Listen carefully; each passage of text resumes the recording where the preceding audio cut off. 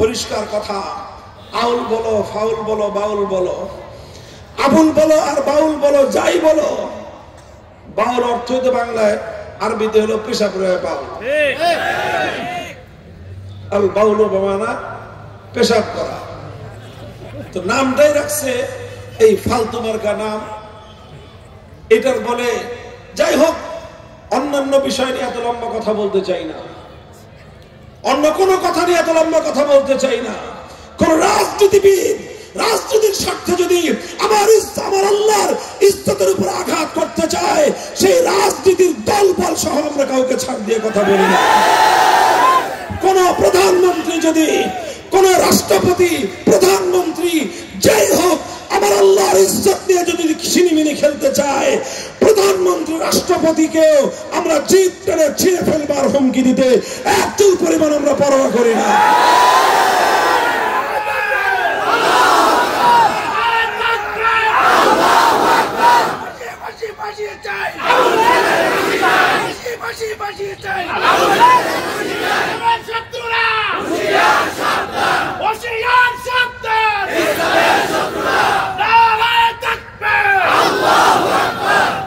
সুতরাং এই প্রশ্নে মুমিনের পক্ষ থেকে কোনো ছাড় দেওয়ার অবকাশ নাই। যদি কোনো মুমিন আল্লাহর ইজ্জতের প্রশ্নে, আল্লাহর বরত্বের প্রশ্নে কোন ধরনের নমনীয়তা প্রদর্শন করে, এটা নমনীয়তা নয়, এটা উদারতা নয়, এটার নাম মুনাফিকি আর ভণ্ডামি। এটার নামে হলো মুনাফিকি আর ভণ্ডামি।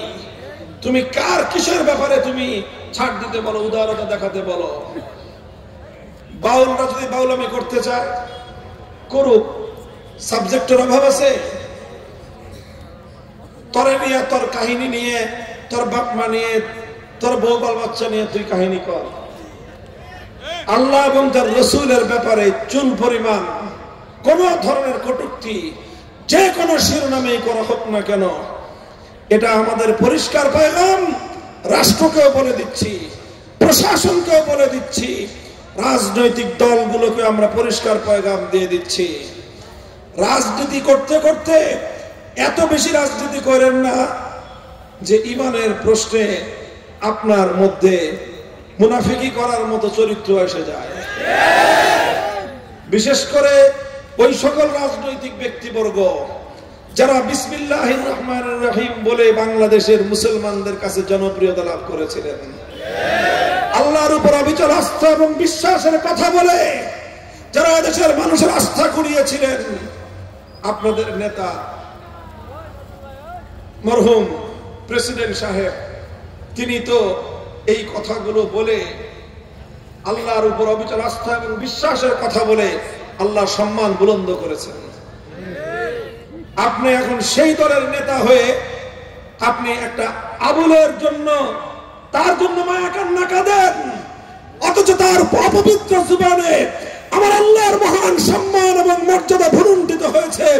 আল্লাহর সম্মান এবং ইজ্জত নিয়ে আপনার কোনো কান্নাকাটি নাই, আপনার মধ্যে কোনো চুল পরিমাণ কোনো ইতস্তত নাই, সেই ব্যাপারে আপনার মধ্যে কোনো ধরনের পরিবর্তন নাই। আপনি কোন ব্যক্তির, একজন ব্যক্তির বিষয় নিয়ে আপনার আল্লাহর প্রতি আপনার সেই মর্যাদা বোধ প্রকাশ করতে পারেন না, ব্যক্তির প্রতি মমত্ব প্রকাশ করতে আসছেন। এই আতেলগিরি, এই অতি আতেলগিরি বাংলাদেশে চলবে না। কথা বলেন ঠিক কিনা বেঠিক? এই অতি আতেলগিরি, এটা আমরা সহ্য করি না। কথা বলেন। মুসলমান, কথা খুব লম্বা নয়, আমি আপনাদের সামনে রাসূল আকরাম সাল্লাল্লাহু আলাইহি ওয়াসাল্লামের জীবনের সূচনা লগ্ন থেকে আল্লাহ পাক তার নবীকে সর্বপ্রথম যে নির্দেশটা দিয়েছেন, উম্মতের কাছে আমাদের নবী সর্বপ্রথম আল্লাহর যে হুকুম পৌঁছিয়েছেন, সেই হুকুম হলো ওয়ারাব্বাকা ফাকাব্বির, বরত্ব ঘোষণা করবে একমাত্র কার? আল্লাহ। সম্মান রক্ষা করবে সবচেয়ে বেশি কার? আল্লাহ। আল্লাহর সম্মানের প্রশ্নে, আল্লাহর ইজ্জতের প্রশ্নে মুসলমান কোনোদিন আপোষ করতে পারে না। এই জায়গায় যে মুসলমান আপোষ করতে যাবে, এটাকে উদারতা বলা হয় না, এটাকেই বলা হয় ভণ্ডামি, এটাকেই বলা হয় ঈমানের সাথে গাদ্দারি, এটাই বলা হয় আল্লাহর সঙ্গে গাদ্দারি। যে ব্যক্তি তার রবের সঙ্গে গাদ্দারি করতে পারে, যে ব্যক্তি আল্লাহর সঙ্গে গাদ্দারি করতে পারে, সে কোনোদিন মানুষের সঙ্গে বিশ্বস্ততার পরিচয় দিতে পারে না। বলেন একটা কথা, কোন মানুষ যদি বাপের সঙ্গে গাদ্দারি করে, সে তার ভাইয়ের সঙ্গে বিশ্বস্ততা করবে? বলেন, যে তার বাপের সঙ্গে গাদ্দারি করে, বাপকে যে হক দিতে জানে না, বাপকে যে সম্মান দিতে জানে না, সে ভাইয়ের হক আদায় করবে? তাহলে বাপের সাথে যে গাদ্দারি করে, তার দ্বারা যদি ভাইয়ের হক আদায় হওয়া সম্ভব না হয়, তো আল্লাহ বাপের চেয়ে কত বড়? বলেন বলেন, বাপ কেন বড়? আল্লাহ আমাকে বাপের মাধ্যমে দুনিয়াতে পাঠাইছেন, এই জন্য তো বাপ বড়। তো বাপ আমার সৃষ্টি, আমার জন্মের ক্ষেত্রে মধ্যস্থতা, এই জন্যই বাবার সম্মান, এই জন্যই তো মায়ের সম্মান। যে বাবা মায়ের সম্মান যে রক্ষা করতে পারে না, তার দ্বারা ভাই বোন, পাড়া প্রতিবেশী, জনগণ কারো অধিকার রক্ষিত হওয়া সম্ভব নয়। সুশীলগিরি মারাও না। তুমি আল্লাহর সঙ্গে গাদ্দারি করে আবুলের প্রতি প্রীত দেখাও। যারা আল্লাহর সঙ্গে গাদ্দারি করে আবুল ফাউলদের প্রতি প্রীত দেখাবে, প্রমাণ হবে তারা মুসলমানদের দুশমন। এই একটা প্রশ্ন, এখানে কোনো গোজামিলের সুযোগ নাই, এখানে কোনো গোজামিলের সুযোগ নাই, এখানে কোনো ছাড় দেওয়ার সুযোগ নাই, নমনীয়তার সুযোগ নাই, উদারতার সুযোগ নাই। আমাদের পরিষ্কার কথা, এই আবুল বাউল যাকে গ্রেফতার করা হয়েছে, তার দৃষ্টান্তমূলক শাস্তি নিশ্চিত করতে হবে। তার পক্ষে যারা নেমে, তার পক্ষ নিয়ে যারা আলেম ওলামাদের বিশুদ্ধার করেছে, প্রকারান্তরে তারাও আল্লাহর সঙ্গে কটূক্তি করেছে। তাদেরকে তৌহিদি জনতা মুসলমান পরিষ্কার পয়গাম দিয়ে দিবেন, রাজনীতি করতে আসলে রাজনীতি করবেন, ইসলামের বিপক্ষে অবস্থান নিয়ে বাংলাদেশে রাজনীতি করার দিন শেষ।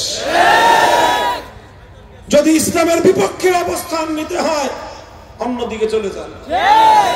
আপা গেছে যেই পথে, আপনারা চলে যান সেই পথে। সীমান্ত পাড়ি দিতে না পারলে বললেন, আমরা যে করে সীমান্ত পাড়ি করে। এই দেশে থেকে ইসলামের বিরুদ্ধে বিষোদ্গার করে আল্লাহর সম্মানের উপর আঘাত করার ব্যাপারে নমনীয়তা, নীরবতা অবলম্বন করে মুসলমানদের দেশে আগামীতে রাজনীতি করা যাবে না ইনশাআল্লাহ। ফাঁসি ফাঁসি ফাঁসি চাই আবুলের দুই গালে, আবুল সরকারের আস্তানা। নারায়ে তাকবীর। মুহতারাম হাজিরিন, এটা মানুষের, কোটি কোটি মুসলমানের তাদের ধর্মীয় অনুভূতির বিষয়, তাদের ঈমানের প্রশ্ন, তাদের ভালোবাসার প্রশ্ন, তাদের আবেগের প্রশ্ন। আল্লাহকে গালি দেওয়া মানে কোটি কোটি ঈমানদারের হৃদয়কে টুকরো টুকরো করে দেওয়া, তাদের কলিজাকে ছিন্ন ছিন্ন করে রক্তে রঞ্জিত করে দেওয়া। এই সব অপকর্ম যারা করে, তারা কোনোদিন মানবতার বন্ধু হতে পারে না। তারা মানবতার দুশমন, ইসলামের দুশমন, বিশ্ব সভ্যতার দুশমন। কাজেই আমাদের পরিষ্কার পয়গাম, আমি প্রশাসনকে সবচেয়ে বেশি সতর্ক করতে চাই। এইভাবে এই প্রশ্ন নিয়ে, এই প্রসঙ্গ স্পর্শকাতর প্রসঙ্গ, মনে রাখবেন, এই প্রসঙ্গ যখন আসবে আমাদের পক্ষে নমনীয় থাকা কোনোভাবেই সম্ভব হবে না। এই জন্য আপনারা যদি বাড়াবাড়ি করেন, অযথাই যদি এটা নিয়ে খোঁচাখুচি করেন, পরিস্থিতি যেখানে গিয়ে পৌঁছবে সামাল দেওয়ার হিম্মত আপনাদের হবে না। কাজেই আবুলের বিপক্ষে যারা কথা বলেছে, আবুল বাউলের বিপক্ষে যারা শাস্তির দাবি করেছে, যারা তার এই আল্লাহকে কটূক্তি করার বিরুদ্ধে প্রতিবাদ করেছে, তারা তাদের ঈমানে দায়িত্ব পালন করেছে। বাংলাদেশে বসবাস করে একজন ঈমানদার ঈমানে দায়িত্ব পালন করতে পারবে না, মগের মূল্য আমরা বাংলাদেশ আমরা বেঁচে থাকতে বানাতে পারবেন না ইনশাআল্লাহ।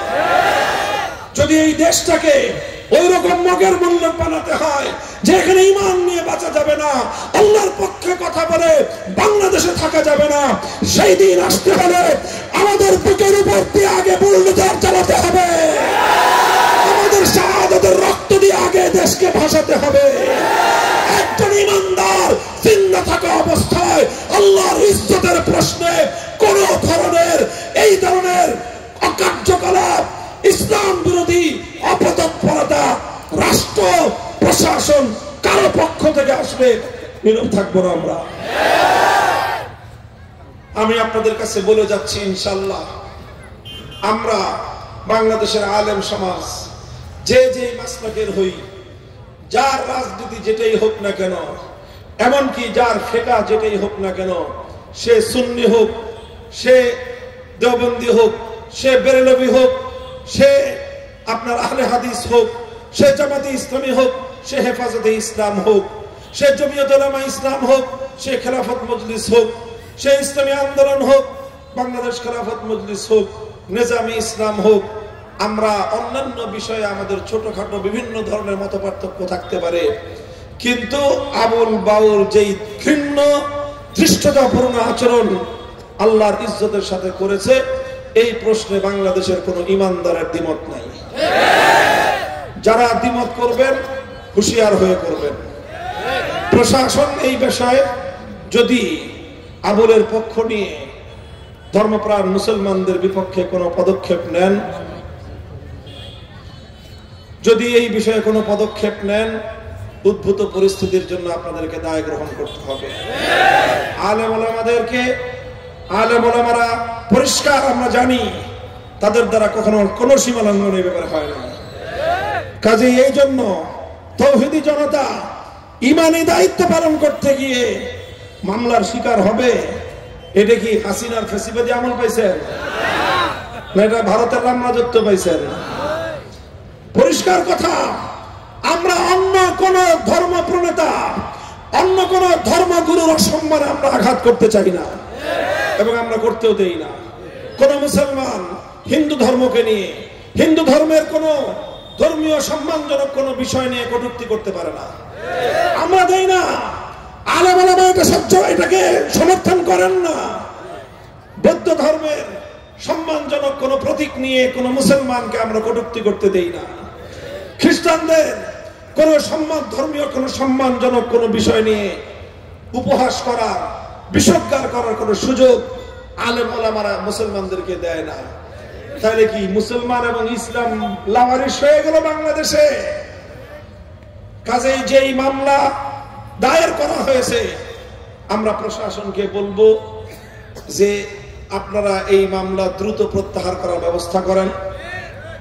আল্লাহর ইজ্জত এবং সম্মান রক্ষা করতে গিয়ে যদি কেউ আক্রান্ত হয়, তখন তার পক্ষে ময়দানে অবতীর্ণ হওয়া আমাদের ইমানি দায়িত্ব হয়ে দাঁড়াবে। আমরা তখন নামবই। কোনো বাধা, পৃথিবীর কোনো শক্তি, রাজনৈতিক কোনো পরিস্থিতি আমাদেরকে আমাদের আল্লাহর ইজ্জতের হেফাজতের আন্দোলনে মাঠে নামা থেকে বিরত রাখতে পারবে না ইনশাআল্লাহ। আল্লাহ পাক রব্বুল ইজ্জত আমাদের সকলকে মহান আল্লাহ পাক রব্বুল আলামিনের সম্মান এবং মর্যাদা বুলন্দ করার সর্বপ্রথম কোরআনী নির্দেশ অক্ষরে অক্ষরে বাস্তবায়ন করার তৌফিক দান করুন। ওয়া আখিরু দাওয়ানা আলহামদুলিল্লাহি রাব্বিল আলামিন। ষড়যন্ত্র এবং চক্রান্তের জাল থেকে আল্লাহ আমাদের এই জনপদকে আপনি হেফাজত ফরমান। ইলাহুল আলামিন, রব্বুল আলামিন, অনেক মানুষ অসুস্থ আছে, আল্লাহ শিফায়ে কামিলা আজিলা কুল্লিয়া নসিব করুন। আয় আল্লাহ, আপনার বান্দি আয় আল্লাহ হাসপাতালে চিকিৎসাধীন, দেশবাসী তার জন্য উৎকণ্ঠিত। আয় আল্লাহ, আপনি আপনার বান্দিকে হায়াত থাকলে আল্লাহ নেক হায়াতের সাথে সুস্থতা নসিব ফরমান। ইলাহুল আলামিন, রব্বুল আলামিন, জীবনের অন্তিম সময়ে দেশের জন্য, জনগণের জন্য ভালো যেই কাজগুলো করেছেন সেই উসিলায় আল্লাহ তওফিক নসিব করে আল্লাহ খাতিমা বিল খায়র নসিব ফরমায় দিয়েন। ইলাহুল আলামিন, রব্বুল আলামিন, যতদিন আমরা হায়াতে আছি, বেঁচে আছি, আল্লাহ আপনি বাঁচিয়ে রাখছেন। আল্লাহ ইসলামের সাথে দ্বীনের পথে অটল এবং অবিচল থাকার তৌফিক ইনায়াত ফরমান। ইলাহুল আলামিন, গোটা এলাকার নিচে, মাটির নিচে যত মুমিন নারী পুরুষ শুয়ে আছে, আল্লাহ প্রত্যেকের কবরকে আপনি জান্নাতের বাগান বানিয়ে দিন। ইলাহুল আলামিন, যারা আপনার দ্বীনের জন্য, কোরআনের তালিমের জন্য সহযোগিতা করেছেন, করছেন, আল্লাহ তাদের প্রত্যেককে আপনি উত্তম বিনিময় নসিব ফরমান। ربنا تقبل منا إنك أنت السميع العليم وتب علينا يا مولانا إنك أنت التواب الرحيم سبحان ربك رب العزة عما يصفون وسلام على المرسلين والحمد لله رب العالمين